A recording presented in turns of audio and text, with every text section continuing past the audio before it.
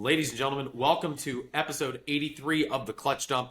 This is actually 83. Last episode, I said it was 83 because we thought we were doing a motorsports episode that was going to come out before that, so I was trying to be Listen, it's a whole mess. All that matters is Ben and I are wearing Garage 56 hats, and we're going to talk to you about some cars today, including the fact that I now drive Garage 56. Not really. And then my wife has a new vehicle for her driving pleasure, and we have a lot of other automotive tiddly bits to get to. I'm depressed because Fernando had a shit qualifying, but my name is Nicholas Patty. I'm joined by Ben Walther, and we are the hosts of the Clutch Dump. If you're on YouTube, hello. Please feel free to subscribe, like the video, and share it. And then we're on all podcasting platforms, whether that's Spotify, Apple Podcasts, Pandora, Stitcher, Google Podcasts. Make sure to follow us there, like the episode, and share it. And then if you want to see a bunch of random motorsports memes, follow me on Twitter at NicholasPatty21. Ben, that looks very good, whatever you're drinking, and it looks like a margarita glass. It's a gin and tonic. Ben, take us away while I go pour myself some whiskey. Perfect. So welcome to the actual episode 83 as to last time, which wasn't because we were trying to record ahead and then we forgot to record episode. Yeah, it was the whole thing. So welcome to actual episode 82. Rather annoyingly, the first topic of today revolves around Nick, so we technically need him here for that. Yeah, I'm here. Nick is here. It'd be better if Nick was sitting here. I'm here. What? Oh, Nick's here. Nick, please explain the new addition to the Patty Garage. So, in this week's two-car garage, my wife and I have chosen.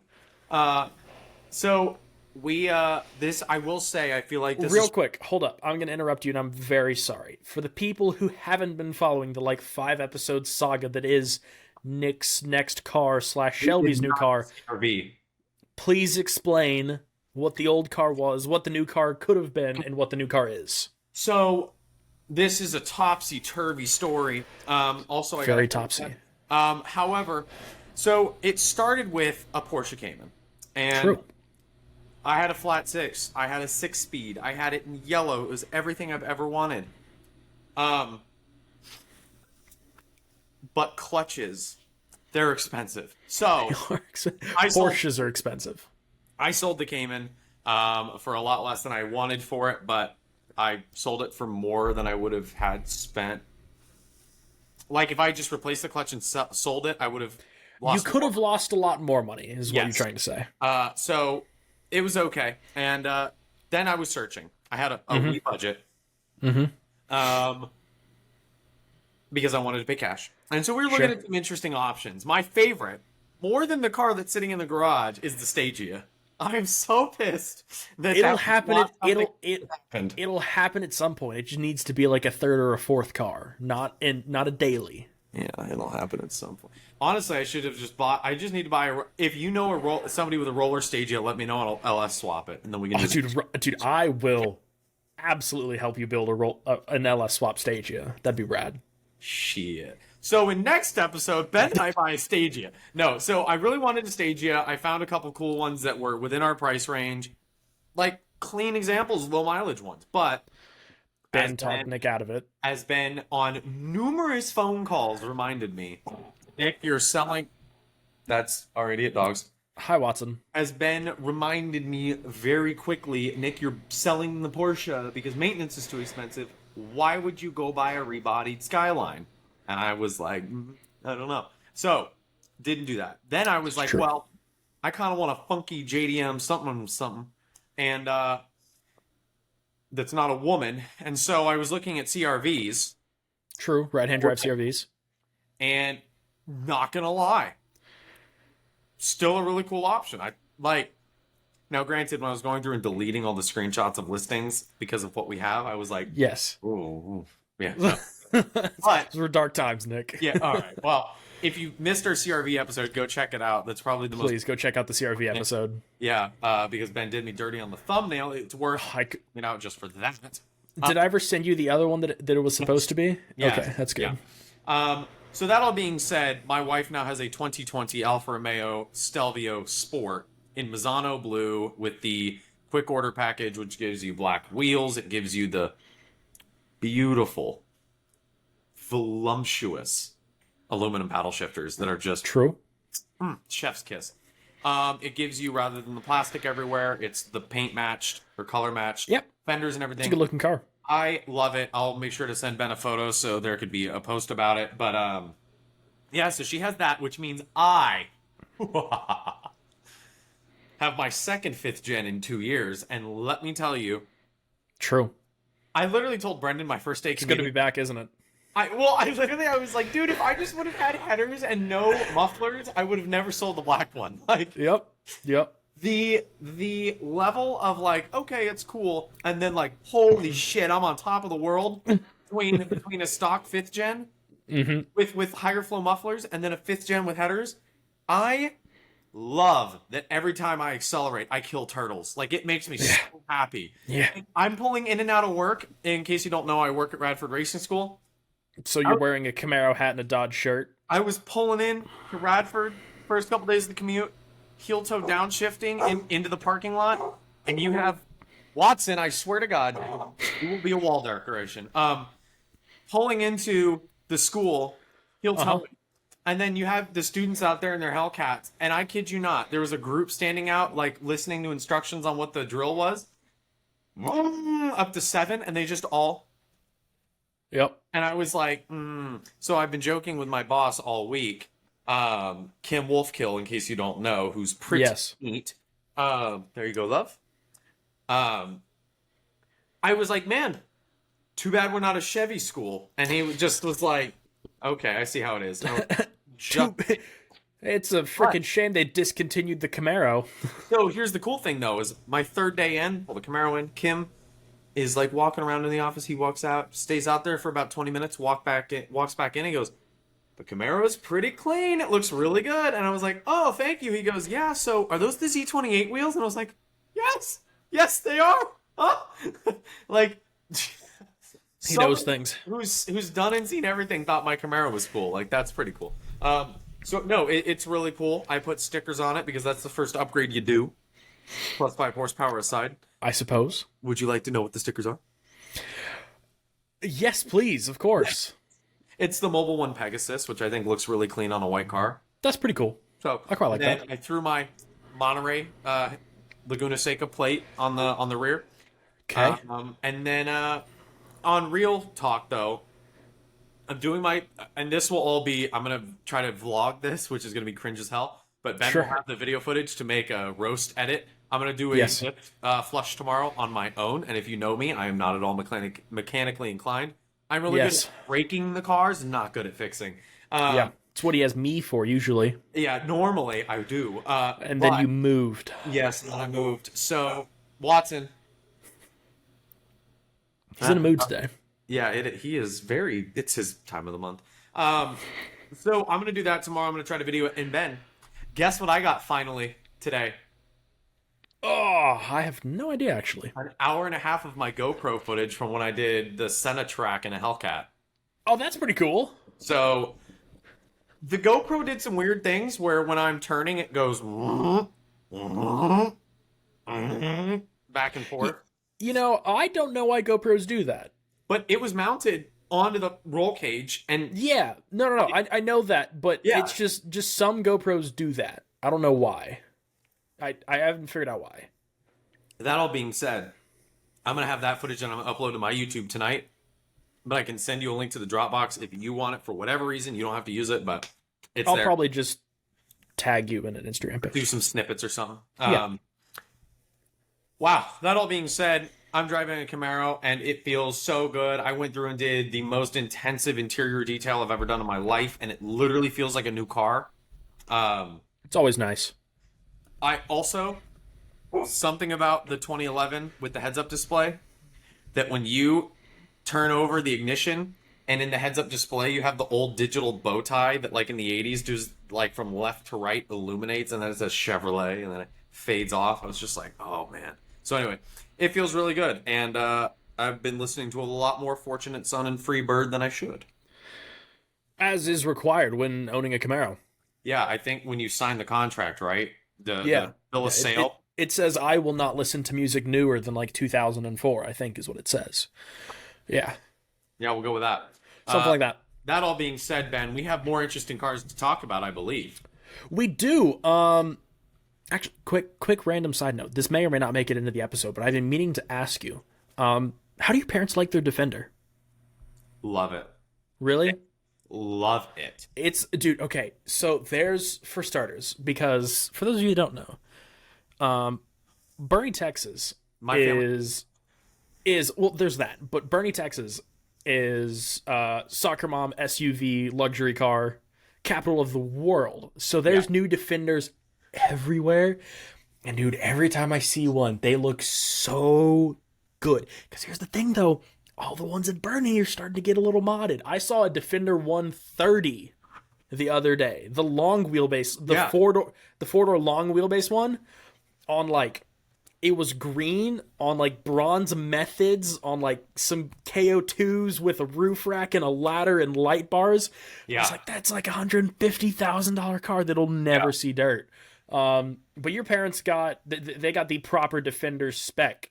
Green Defender 90, which is the 2-door with the 4-cylinder diesel, white steelies. I don't think theirs is a diesel. But I also remember them saying it's a 4 or a 6. Is there a it's 4? a 4. I'm on the Defender website right now, but it's very slow. I don't think they have the diesel one. I talked with your dad about it the last time we were. It's not a V8 either, so Coda. No, it's not the V8, but it's the 2-door, so it can't be the V8. They're not doing the V8 in the 2-door. You can only get the V8 if you get a 110 or okay, so you can get oh, I stand corrected. You can get a 2-door V8. That is rowdy. Oh my gosh, you can get a 2-door Defender with 520 horsepower. That's so cool. Sorry. Okay, no. So they have the so there's a 2-liter inline 4 gas, That's a what they have. 3-liter inline 6 gas hybrid, a 5-liter V8, and then and there's 2 different options for the 5-liter V8. They have the 4-cylinder. Yeah, okay. I remember them saying that that's what it was, is they went with the 4-cylinder because they didn't want the hybrid, because they actually wanted to use it for stuff. Okay, cool. Random side note there. Something that we might have mentioned in our motorsport episode, but that didn't exist. Glickenhaus. Thank God. Not please hold your arguments. Glickenhaus is not returning to the WEC next year because pretty much the statement that Jim Glickenhaus made was they'd have to produce a Evo version of the SCG 007, which is their current hypercar. Oh no! And what's going to happen to our favorite 8th and 10th place finishers? And they just financially it doesn't make sense for them, so they're going to leave and I guess just continue making the street cars, which kind of sucks. I really like the Glickenhaus car. I think it looked super cool. It wasn't very good, and I don't think it was ever going to win races, but I did kind of like it being there. I like there being privateer teams. I think that's always nice in sports car racing. Privateer. Proton's privateer. Yeah, but they buy other people's cars. Sure. I like having companies come in that build their own cars, even if they're Porsche, not going to be good. Or Lambo, or Alpine. No. Like companies that, like weird companies that don't make cars come in and build their own race car. Like the Van Wall. The Van Wall's cool. So. Yeah, who just got announced? Was it Dane Cameron No. Someone's going to be racing the Van Wall as their extra driver who's like a A-list driver. And I remember sitting there and I'm thinking, I'm like, this is a sign your career's dead. I'm sorry, you're done. And then real quick sidebar. Nick Patty, have you seen the trailer for the new Ferrari movie? I have. Guess what, Ben? Nick? 2 of the instructors at Radford are in that movie. Really? Yes, because they're both drivers of the other cars. That's pretty neato. I saw it. Spencer Bucknam, one of our instructors who just won the TCA championship in SRO, who's also the grandson of Ronnie Bucknam, who was an IndyCar driver, and then the son of, I forget his dad's name, Bucknam, who's an IndyCar and Le Mans driver. Mm-hmm. So, anyway, a little bit of heritage. But he is in the number 351 car. Or no, 531. 531. So in the trailer, there's a scene where Enzo is right next to one of the cars that are going around in the mountains. That's Spencer. He's actually driving that car. Cool. He also said a little bit of inside baseball that Adam Driver never got out of character as Enzo on the set. And so That's what I heard. There were multiple occasions where he would be like at the buffet line getting food, and Adam Driver would come up to him and like in Enzo Ferrari ask him to pass something, but like very intensely. And that's awesome. Was like it literally would scare the shit out of everyone on the set to talk. That's to cool him because he's that intimidating. So that is awesome. It looks really good. I hope it's very good. I don't know. I'm sorry to interrupt. I have more inside baseball. Please. About Ford v Ferrari. Because as Spencer and I were talking yesterday, I was like, oh yeah, I'm actually really excited for the Ferrari movie, blah, blah, blah. I was like, but I didn't like how much CGI was in Ford v Ferrari. And apparently Rob, the other instructor, was a stunt driver in Ford v Ferrari. Mm-hmm. You know what Spencer told me is the reason why they did as much CGI as they did? Why? So they tried to do, you know, there's one of the flips where a GT40 like flips into the air and rolls and like it tumbles and it rolls multiple times. They tried to do it with a real, well, not a real GT40, but an actual car. Yes. And they had a whole cannon launch thing set up with like springs and a ramp and all this stuff.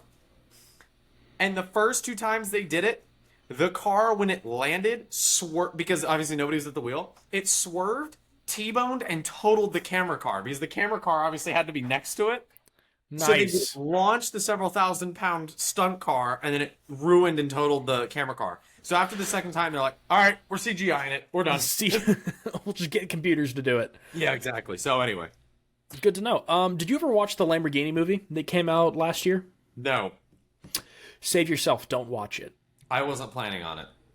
It's not good, which is why I'm concerned about the Ferrari movie. I hope it's really good. I think it'll be different because here's the thing: Adam Driver, and I'm not saying this because I'm a Star Wars fan. Marriage Story, whatever else he's been in. Adam Driver's a great actor. Yeah. It also it looks like the budget for the Ferrari movie was significantly higher than the Lamborghini movie, and also they've been talking about this Ferrari movie for like 3 years. Mm-hmm. Whereas the Lamborghini movie, no one knew about until the Ferrari movie is Michael Mann, which theoretically is automatically going to make it a better movie. So, I didn't see that in our notes, Ben. Well, it's at the very top. It just says Ferrari. Oh, also, what's Two Car Garage? You said surprise. Oh, we're saving Two Car Garage for the end. Okay, let's continue. You'll understand. This becomes the portion of the show where we kind of talk trash about Porsche for a bit. Inadvertently, not sign up for this. Yes, you did. Not on purpose. It's just a byproduct of what we are going to talk about. All right. So we have some French propaganda you have. No, we're going to start with the electric 718 Cayman because you saw Test Me with a Boxster. So it is now part of the podcast, and it is something we have to follow. Plus, you and I are both Porsche peoples, so we're going to follow it anyway. But The Drive did an interview with Frank Mosier, who, if you don't know, is the vice president of model lines, including the 911 and the 718, so kind of a big deal. And he said that if he had to choose between a long-range or a lightweight design, he'd take the latter any day of the week, which is good. Fantastic. That's kind of what we were hoping. If anyone's going to build a good electric sports car, it's going to be Porsche. If anybody's going to build a good car. True. And he's quoted as saying, "We don't want to win the championship in range," which is good because no one really uses their Boxster, their Cayman for touring. They never really see more than... No one ever really uses an electric car for range. It's an inner city where there's infrastructure for electric vehicles. It's a city urban vehicle. That's the point. Right. Which is what it's going to be. And it totally makes sense if you live like close to a curvy road or close to a racetrack that it doesn't have a ton of range, so that's totally fine. And Mosier... I know I'm interrupting a lot, but about Porsche electric cars and the track. The one guy that had the Taycan at the Porsche Club DE, where he was like, oh no, I'm fully charging it twice a day to do 4 30-minute sessions, 2 hours of track time. And track time. Why would you ever do that? Probably because he just wanted to see if he could. Now, here's the thing. Anyone who owns a Taycan, there's a good chance that's not your only car. You've got a Carrera or a Boxster in the garage, or your wife drives a Cayenne, or you drive a Cayenne. We don't judge. Or your wife drives Mosier, True.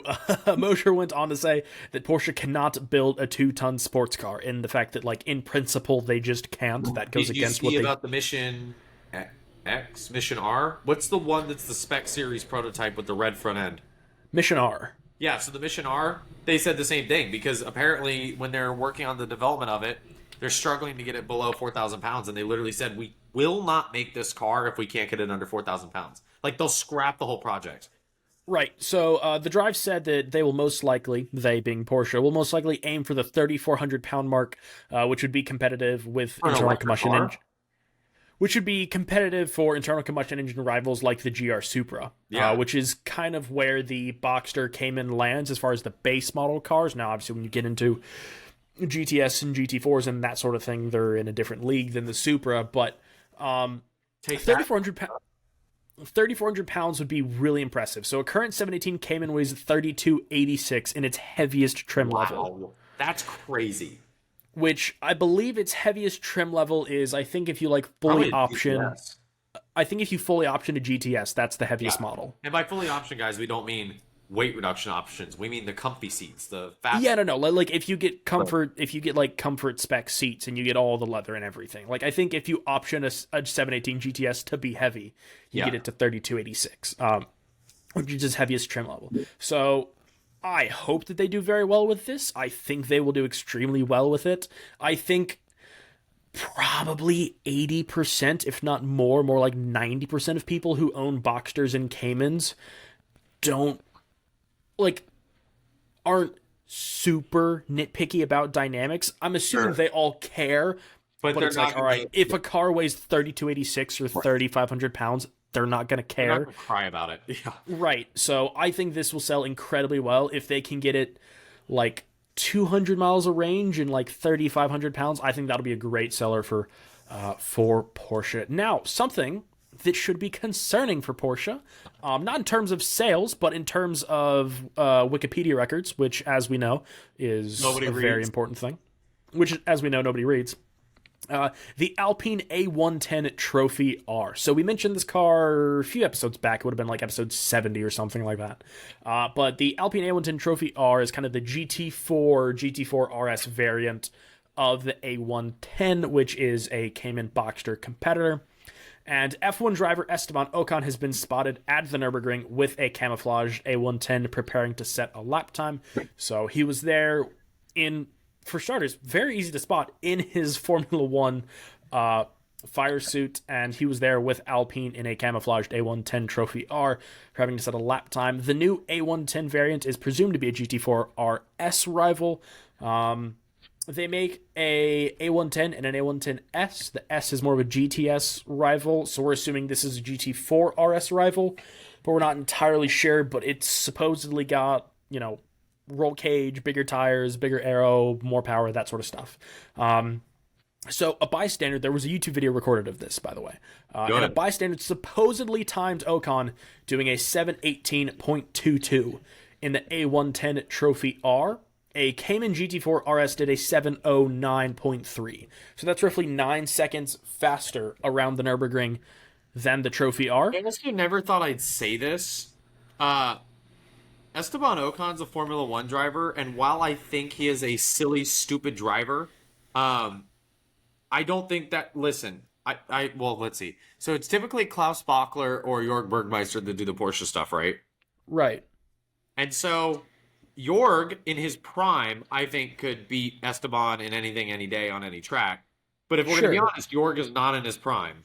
Klaus Bachler, Esteban Ocon is. and Klaus Bachler, love him to death, is not. It's not the same league. So I Right. bet if you put, let's see, Fernando Alonso in a Cayman GT4 RS. Sure. So the GT4S, as of right now, its official lap time is 9 seconds faster than the camouflaged A110. Which is a but lot. So Esteban Ocon was 10 seconds faster than a regular Cayman GT4 but around the Nürburgring. The current compact car record was recently set by an M2 at a 738.706. correct me if I'm wrong, but the A110 Trophy R with how many letters and words are in that, that's not just a GT4 competitor. That's a GT4 RS competitor, no? It should be a GT4 RS competitor. Now, something to note, very important, the 718.22 that Ocon did was during a Taurus day, not a closed record attempt like either of the Porsche lap times.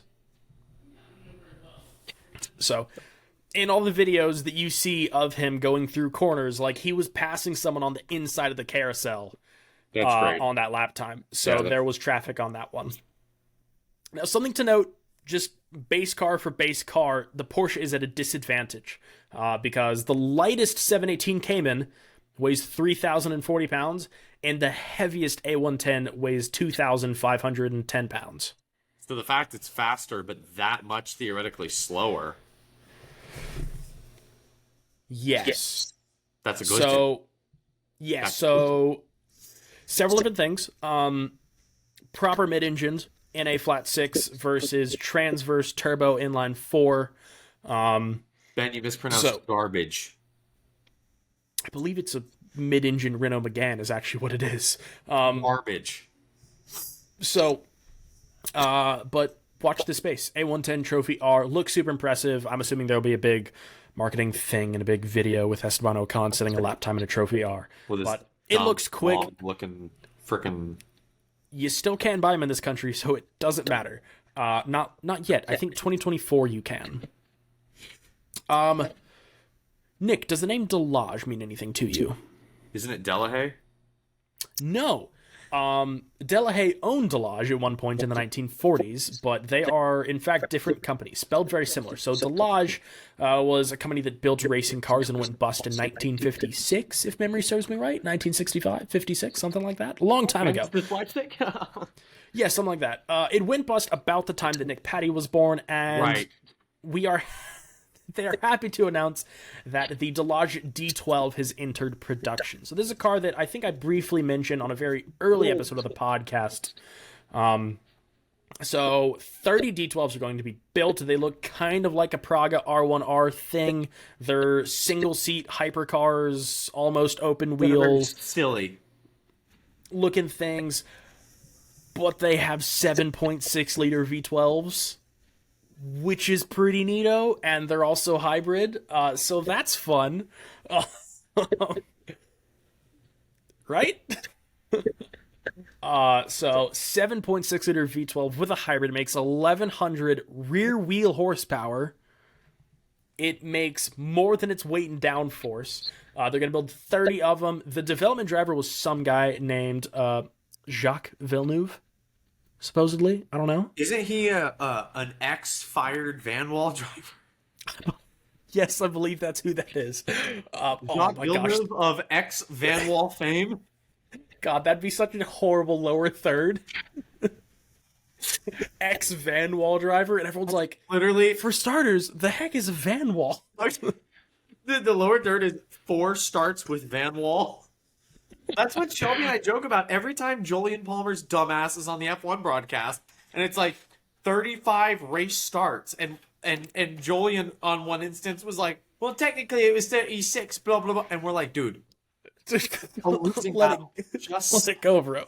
Yeah, no top 10s or anything, not 5-time top 5 finisher, not 1-time no. All he did was start, and that's about all we can say. That's Jacques Villeneuve, DNF with Van Wall at Le Mans. That's his lower third. Jacques Villeneuve DNF at Portimao due to mechanical failure from Van Wall. Tragic. So he's the development driver. So presumably it probably doesn't suck to drive. Oh. It'll break, but it probably doesn't suck to drive. But the French Marquis CEO, Laurent Tapie, cannot make that up. That's how it's pronounced. Has confirmed to Autocar that Delage has already started work on their second car. The second model is supposed to go toe-to-toe with the legendary Bugatti Chiron. Now, Nick Patty... We've already started working on a second model. We have not sold any of the first. We do not know if anyone would like to buy any of our pieces of shit. They've sold all of the first, to be fair. Well, I didn't know that. It would have been nice to know before I made myself look like an idiot, Ben. Okay, no, but you know who does look like an idiot? Delage. Because you know what car is discontinued, Nick? The Bugatti Chiron.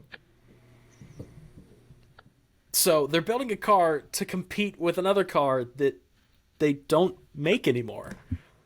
You know? Speaking of competition, Ben, I need your thoughts on a debate my coworker and I were having. Oh, please. Speaking of competing with something that's dead, the Camaro.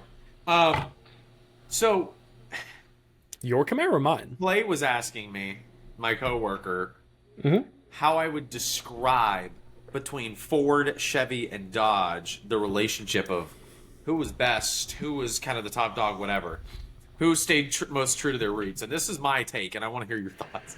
I'm doing this mainly just because it's funny. Please. I said that Chevy and Dodge were like your hairy-chested, natty light drinking, has a restraining order for domestic abuse stepfather. Slightly too accurate. Ford was your soy boy libtard who is wearing pants that are way too tight, but no one has the heart to tell him. I would disagree with that. Mostly. I think Why? they've all stuck to their roots pretty good. The Mustang as a concept didn't really change until 2015. Okay. They kind of built the same car for 100 years. Yes, but look at the Camaro and the Challenger.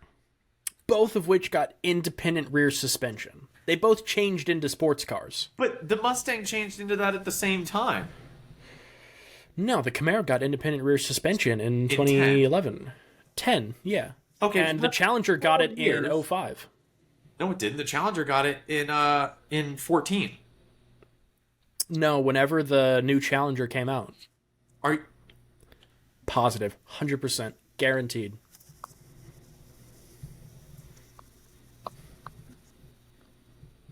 You can hear my clickety-clacketing. Oh, clickety-clackety of Nick quickly becoming wrong.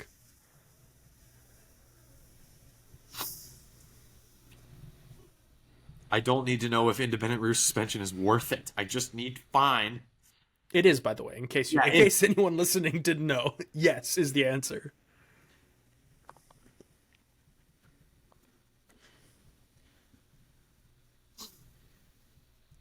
I don't want aftermarket 70 to 74 CUDA / Challenger independent rear suspensions. Oh, I kind of do. I got one of those that I'm building right now. 2008 Dodge Challenger differential. Motor Trend, I think, says 2010. This is too much reading. I don't really give a shit. 2005 to 2010 Dodge Challenger rear end sitting on a pallet. That is independent rear suspension. Anyway, I rest my case. Okay, so one generation difference. I think I would say that all of them stayed the same. For starters, Dodge strayed the furthest at one point in time. Well, what are you talking about? The 80s Dodge Charger. Yeah, I'm talking Challenger, the lead in the lineup. Sorry, the Challenger, which disappeared for 50 years. Yeah. And then came back and made the most horsepower. And came back, made the most horsepower, and does look the most like the original. I'll give that to Dodge. It is the worst to drive by a county mile. Says the guy that hasn't driven one on a track. No, I don't need to. I've driven one on the street. It's garbage. So, and I drove a nice one too. I just don't like Mopars. So Dodge, the current car is the closest to the original car. I'll give them that. The Camaro is good. I would say it served the best. It served its purpose the best in the fact that in the late 60s, early 70s, the Camaro was the sportiest and the most track-oriented, I would say. The most racing-oriented of them. If you exclude Shelby models. Yes. If you exclude Shelby models. If we're talking things that came from the Charger Daytona was a track beast. What a unit. So I would say that the Camaro stayed the same in that a 5th gen and a 6th gen Camaro were more track oriented than any new Challenger. A 4th gen? Sorry, 5th or 6th gen. No, I'm saying a 5th and 6th gen is more track oriented than, and I was like, a 4th gen? Oh, everything's more track oriented than a 4th gen. A couch is more track oriented than a 4th gen. Far. So And then I would say the Mustang did a good job in the fact that it is the original pony car and that it stayed that way, and it's always been the cheapest of the three, and it is But good it's not horsepower per anymore. dollar. Well, it is in the fact that it's the only one. Meaning a 2023 S650 MSRP for a 5.0 versus 6th gen 2023 6.2 MSRP. The Mustang's more expensive, is it not? Can do some I'm going to be back checking proved here. wrong again, guys. Honestly, I should just shut my damn mouth. So while Ben's looking that up, I was telling Kim we should rename the Radford Racing School, but because we're not legally allowed to use Bondurant, we should change it to Bob Durant School of High Performance Driving. I thought it was funny. Shelby said you had to be there, but apparently you did. Let's see, 2023 Camaro SS MSRP. $900 difference. Mustang's more expensive. Score one Chevy. Technically, yes. I'm in a Camaro group, and somebody just took delivery of their Black Panther SS or their Panther SS.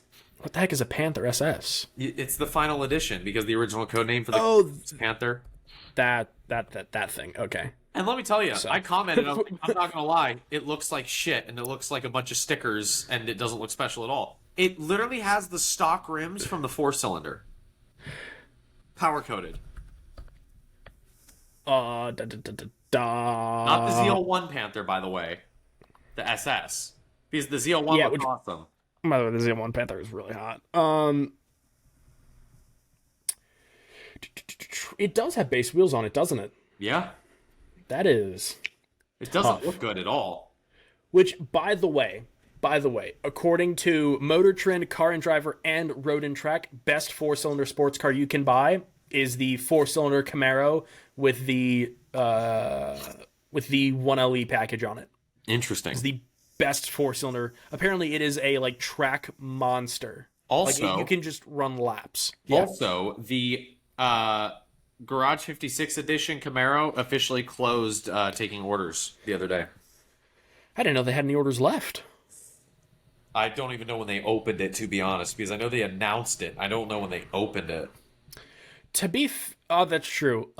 Which that will be the car I will spend ungodly amounts of money on when I'm a car collector and I'm old and I'm looking to spend my money. Worth it. So not worth it. And I'm going to track the shit out of it. It's the annoying part to me is that there's nothing different about it. It's just a sticker package. And commemorative plaques, Ben. You wouldn't get it with your Silverado seats. You're right. I wouldn't. Well, of the three, which are you going to buy? I know the answer to that, but if you were going to buy a Mustang Camaro or Challenger, which one are you going to buy? Which trim level? Base 6-speed V8 cars. Base. New? No. S650 6th gen current Scat Pack non-wide body. Challenger. Really? I'm not gonna lie, I'm not a fan of 6th gens. And the newest 6th gens. Like the first iteration 6th gen, I think looks badass. The new ones look the front end, unless it's a ZL1, is garbage. Right, babe? I think it's the best looking muscle car in Shelby 20 agrees. years. You think the Camaro, What does Shelby know? What does Shelby know? She's holding a knife. Please don't say that. That sounds like a you problem. No. No, I think the ZL1 looks good. I think the base car doesn't look good. Okay, but that's my point. Yeah. What was the question you asked? Don't worry about the question I had. Okay, if you were going to buy a top trim level car, if you were going to buy a ZL1 1LE, Camaro, GT350R, or Red Eye wide body. Well, it wouldn't be a GT350R, it would be a dark horse. Yeah, but no one would buy a dark horse. ZL1 1LE. I would take a ZL1 1LE in... Ooh, the color. I really like the lava orange, whatever the bright orange is. The lava orange is so good. When it comes with the black hood and the wings and everything. I That saw one in Rapid Blue the other day. There's a Rapid Blue 1LE that I saw say driving around that the or other day. Rapid Blue. Rapid Blue's such a good color. Every C8 in Bernie is Rapid Blue, and I I'm know, that's perfectly why I fine with kind of it. hesitate, is I'm like, But it's such a good color. Ben, question for you. Answer for you. 992 GT3 C8Z06.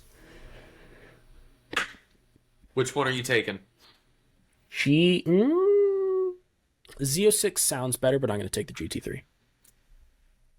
Somehow I disagree with you when you decided what I wanted you to say. You think the Z06 sounds better than the GT3 at 9K? No, you don't. Yeah. Uh. Yeah. GT3's a stick, though, so it's got me there. If you could buy a Z06 and a manual, though, in a heartbeat. Okay, so Ben, what's the two-car garage for this week? Two Car Garage revolves around our next topic, which is the new Ferrari 296. Oh, relax, dude. Where do you have to be? So the Forza! you don't have. We're gonna play Forza, Nick. You're gonna play Forza with me. Have you done the LMP2 class or the original LMP class? Oh. No, I haven't. But I did do a race in original LMP cars, but I didn't do the new multiplayer spec one. multiplayer series. Oh, Is it? Is it good? Perfect. I'm running that Toyota. Oof. Okay, you're in the Toyota. All right, that's what I figured. What the hell is that supposed to mean? I was looking for the Cadillac from '99 and I couldn't find it. Yeah, I there's some cars that I wish Forza just a couple cars that I wish they added that I know that they had at one point in the game. You're like, come on. And I'm like, I know it's there. It's sitting somewhere in your office. You got it. Okay. But speaking of race cars, Ferrari 296 Challenge. Best Ferrari car since the 355. Changed my mind. Okay, we'll get there. So this is the 9th model on the Ferrari Challenge Trofeo Pirelli lineup. 348, F355, 360 Madonna, F430, 458, the Evo variant, 488, and the Evo variant of that, and now the 296 Challenge. So carries over the same 120-degree V6 from the 296 GTB, making 690 horsepower out of a 2.9-liter twin-turbo V6. That's more horsepower than you need in a challenge car, because the whole point is that you're supposed to be a gentleman driver learning how to, like... Way more power. So 600... That's, by the way, I think that's like 80 horsepower more than the GT3 car. Yes. Like, it's stupid fast. But it's got less aero. But 690 horsepower, 546 pound-feet of torque, which is a ton out of a tiny V6. Yeah. Important, no hybrid assist, which a 296 street car is.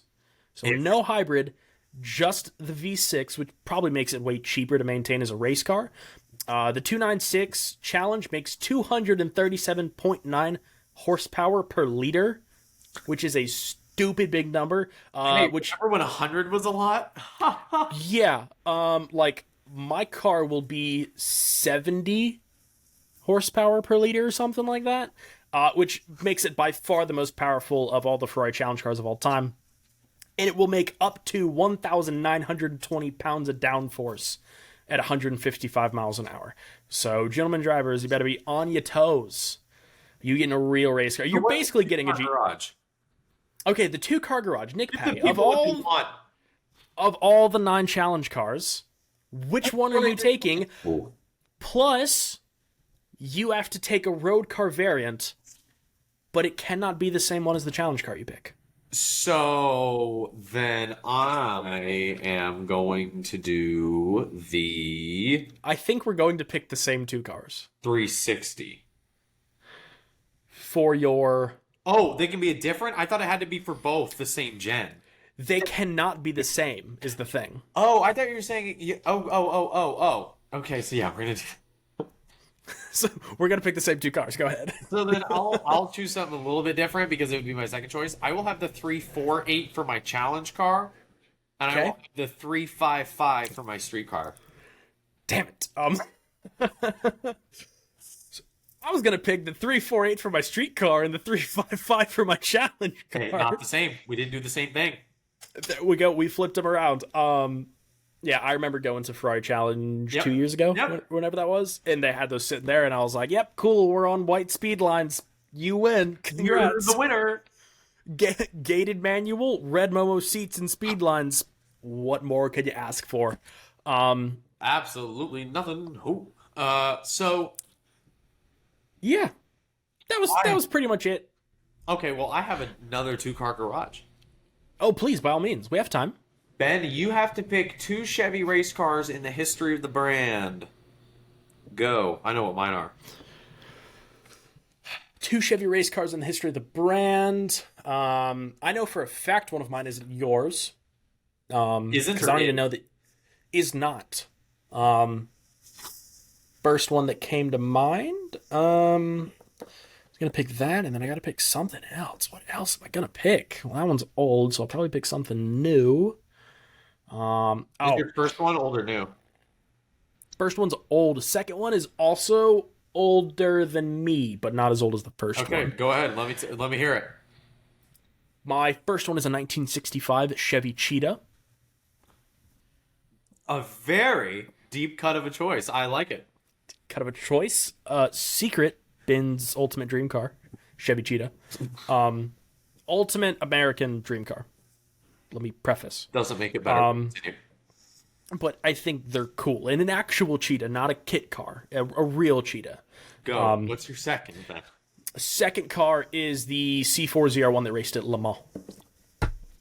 Ooh, both very good choices, and I'm glad Going with because two, mine going are with two different. niche vehicles there. Mine are different than yours. Please. First one is the number 3 C5R that Dale drove at Daytona. I figured. I knew that was going to be one of yours. GTS. Come on, baby. Freaking good. Because it was between that or Garage 56, and I was like, I need one modern screaming Chevy.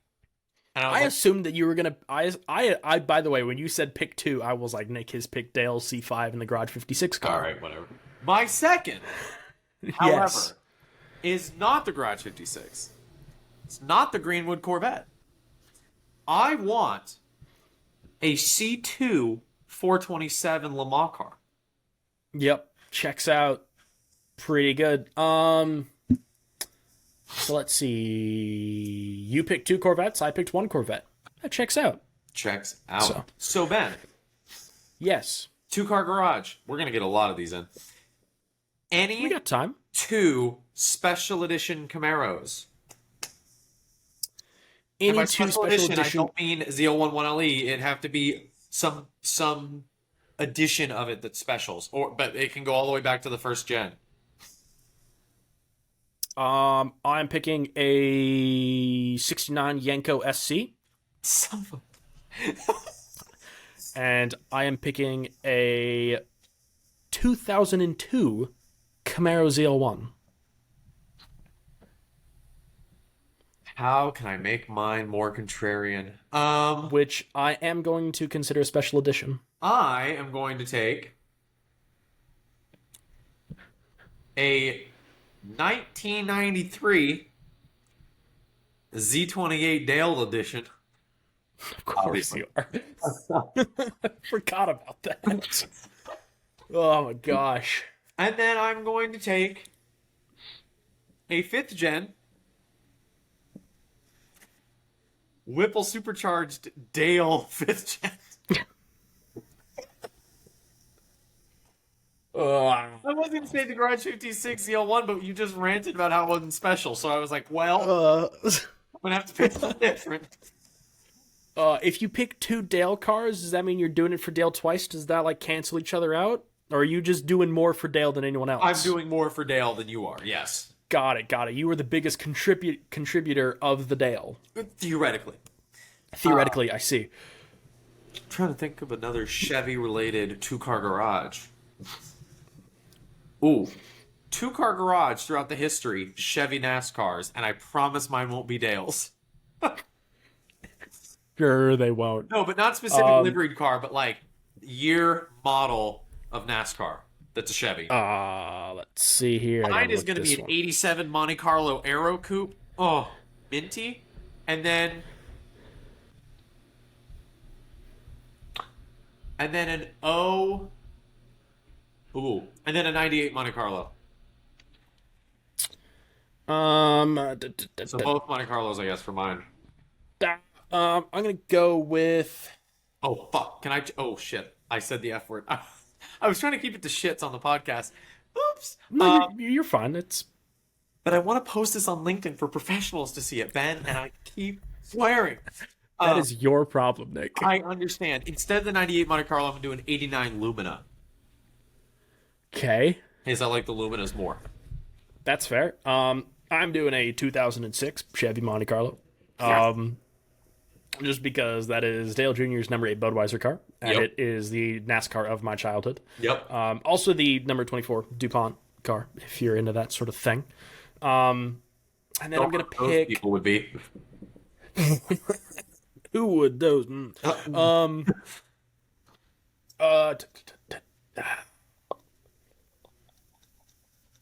And then I'm going to pick the current Cup car. Not bad at all. So I'm going to go with specifically in the SVG livery from Chicago. Ooh, Advent Health. Shout out to our non-sponsors. Sure. But moving forward, we have Coda this weekend, guys, that we're going to be covering. Ben, you're going tomorrow, correct? I'm going tomorrow. I'm leaving my house in approximately cool. 10 hours. You will see the sprint race. We'll have cool content. I'm going to upload the Hellcat video around the track that Senna tested at to my YouTube now. And then when you come back Tuesday of next week, there will be a live episode of the podcast with Coda coverage. There will be YouTube videos of me being on track, missing a third to second downshift in a Hellcat, Happens. and then more. Just in general, more. That's it. Just more. More, bigger, better. Well, stay tuned for more, bigger, better. And as Nick said at the top of the show, make sure you follow us on social media at The Clutch Dump, whatever podcast platform you're listening to this on. Make sure you follow us, subscribe, leave a rating and a review if you can. It helps us grow and find a bigger audience. If you're watching this on the YouTubes, make sure you subscribe, like, and share the video. Comment down below which special edition Camaro you want, whether you think that Nick should have not bought an Alpha and bought a CRV instead. If you think the A110 Trophy R is going to outrun the GT4 RS, probably not. But whatever it is you want to talk about, comment down below. Future two-car garages, future topics you want us to cover, whatever it is, make sure you comment down below. But that's going to do it from us here at episode 83 of The Clutch Dump. We'll see you next time.